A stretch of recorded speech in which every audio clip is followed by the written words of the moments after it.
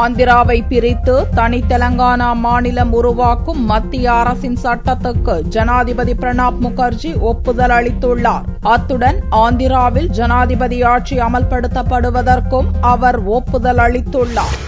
ஆந்திர பிரதேசத்தை இரு மாநிலங்களாக பிரித்து தனி தெலங்கானா மாநிலம் அமைப்பதற்கான ஆந்திர பிரதேச மறுசீரமைப்பு சட்டம் 2014 பார்லிமென்டின் இரு சபைகளிலும் பிப்ரவரி 20ஆம் தேதி நிறைவேற்றப்பட்டது. தற்போது இதற்கு ஜனாதிபதி பிரணாப் முகர்ஜி ஒப்புதல் அளித்திருப்பதை அடுத்து நாட்டின் 29வது மாநிலமாக தெலங்கானாவை உருவாக்க வகை ஏற்பட்டுள்ளது. இதன் மூலம் ஆந்திராவில் 13 மாவட்டங்களும் தெலங்கானாவில் ஹைதராபாத் உள்ளிட்ட 10 மாவட்டங்களும் இடம்பெறும். இந்த சட்டத்தின் கீழ் பிரிக்கப்பட்ட ஆந்திராவின் சீமாந்திரா மண்டலத்துக்கு சிறப்பு அந்தஸ்தும் வரி சலுகைகளும் அளிக்கப்படும். சனிக்கிழமையன்று இந்த சட்டத்துக்கு ஒப்புதல் வழங்கிய ஜனாதிபதி பிரணாப் முகர்ஜி ஆந்திராவில் மத்திய ஆட்சியை அமல்படுத்துவதற்கான பிரகடனத்திலும் கையெழுத்திட்டார். தெலங்கானா பிரிவினையை எதிர்த்து முதல்வர் கிரண்குமார் ரெட்டி முதல்வர் பதவியை ராஜினாமா செய்ததை அடுத்து ஆந்திராவில் ஜனாதிபதி ஆட்சியை அமல்படுத்தும்படி மத்திய உள்துறை அமைச்சகத்துக்கு கவர்னர் நரசிம்மன் பரிந்துரை அளித்திருந்தார். அதேபோல மத்திய அரசின் பரிந்துரையை ஏற்று ஆந்திர சட்டசபையை கலைக்காமல் நிறுத்தி வைக்கும் முடிவுக்கும் ஜனாதிபதி ஒப்புதல் அளித்துள்ளார். இதையடுத்து ஆந்திராவில் ஜனாதிபதி ஆட்சி உடனடியாக அமலுக்கு வந்துள்ளது.